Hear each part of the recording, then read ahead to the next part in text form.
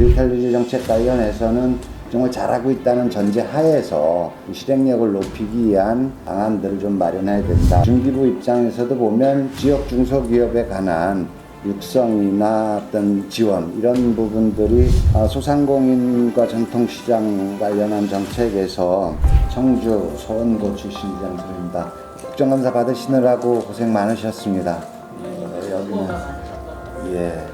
지금 이 시간은 이제 좀 정리를 해보는 시간으로 이렇게 잡았습니다. 일단은 중기부가 정부의 디지털 유질 정책 추진에서는 가장 선두에 있다. 정말 열정적으로 많은 정책들을 발굴하고 추진했다라고 생각이 들어서 그 부분에 대해서 높은 평가를 좀 드립니다. 감사의 말씀도 드리고요. 그런데 이제 현장과 정책의 비대칭 문제는 계속 우리가 고민하고 풀어가야 될 숙제라고 생각이 들고요. 그런 측면에서 비대면 경제과의 어떤 정착 문제, 정식 조직 문제를 말씀을 드렸었는데 여전히 그 내에서 주도적으로 디지털 정책을 추진해 나갈 부서가 필요하다라고 생각이 들어서 다시 한번 좀 강조를 드리고요. 그 다음에 말씀드렸던 것이 이제 제조 데이터의 어떤 표준화 문제 그리고 활용 방안 문제 이 부분들에 대한 사전 설계가 좀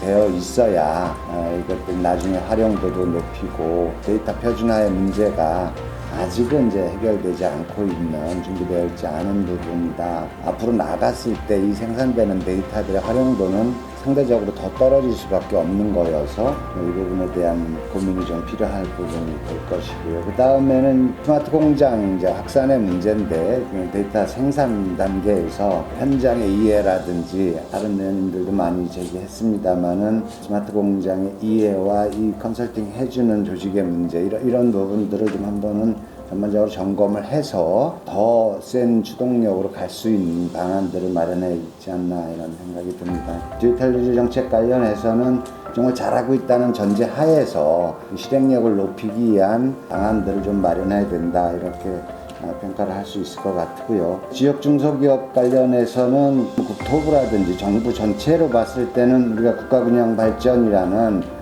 어떤 명제에 대해서 정책적인 아젠다를 가지고 가는 측면이 많은데 우리 중기부나 산업부 같은 경우는 이 부분들에 대해서 조금은 한 발짝 떨어져 있다라는 생각도 들어요. 수도권의 현실을 보면 면적상 한 10% 정도 되는 이 지역에 50% 이상의 인구가 지금 살고 있고 그러므로 해서 국가를 균형적으로 발전시켜야만 어떤 효율성을 높일 수 있다라는 이런 정책적인 측면에서의 국가균형 발전 정책이 필요한데 중기부 입장에서도 보면 지역 중소기업에 관한 육성이나 어떤 지원 이런 부분들이 따로 좀 강조돼야 될 부분들이 있겠다. 수출량이라든지 R&D 비중 이런 것들로 봤을 때 수도권과 비수도권 중소기업의 차이들은 똑같이 절반의 차이가 나기 때문에 본의원이 이제 지역 중소기업 육성법도 이제 발의를 하게 되겠습니다만은 그 부분들에 대해서 정부가 좀 더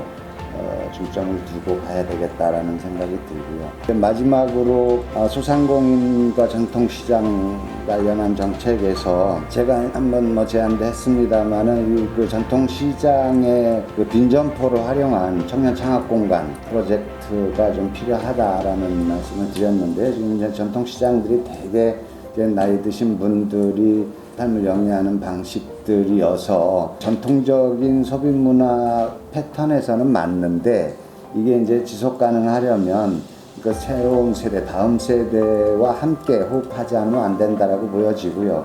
이제 그런 측면에서 대학가 중심으로 했던 대학가 전공에서 유통 관련 학과라든지 식품 관련 학과들이 이제 주 대상이 될 텐데 이들이 전통시장의 빈점포에 들어가서 실험도 해보고 또 새로운 어떤 유통 방식으로 자리를 잡으면 이 전통시장도 나이 드신 분들이 아니라 젊은 사람들이 찾아올 수 있고 그러면 활력이 나지 않겠나 싶은 측면이 있고요. 전통시장이나 이런 쪽은 그나마 빈점포 관련한 통계도 있고 좀 찾을 수가 있겠는데 지역의 원도심 지역 쪽의 빈 상가라든지 점포들에 관한 부분들은 또 사각지대로 남아 있더라고요. 이 지역에서도 그런 빈점포를 좀 활용할 수 있는 정책 개발들이 필요하다라는 생각이 듭니다. 그래서 그렇게 크게 세 분야에서 저는 중기부가 잘하고 있는 부분들에 대한 구체적 실행력을 높일 수 있는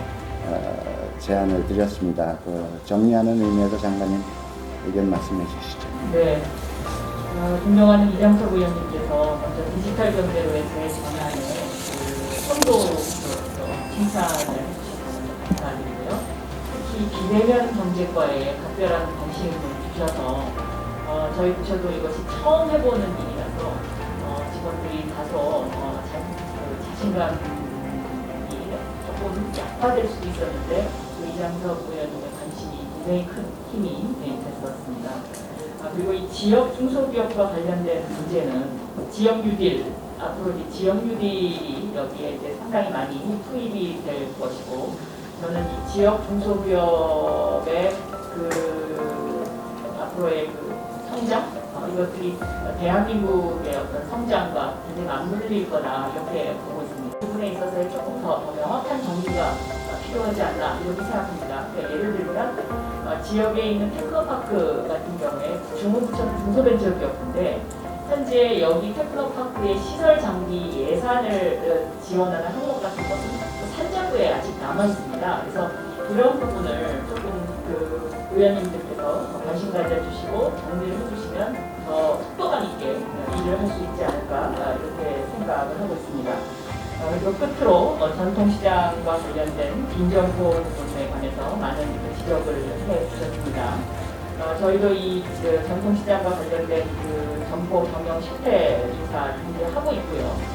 현재는 빈점포를 물류 거점으로 활용을 한다든가 아니면 빈점포 가운데 목이 좋은 것은 청년몰로 이것을 배치한다든가 하는 이런 어떤 정책을 피고는 있습니다만은 현재 국회에 계획 중인 지역 상권법 제정안이 통과가 되고 나면 좀 더 이 정보 현황과 관련된 대책을 세우기가 좋지 않을까 생각하고 중소벤처기업부가 더욱더 열심히 노력을 하도록 하겠습니다. 고맙습니다.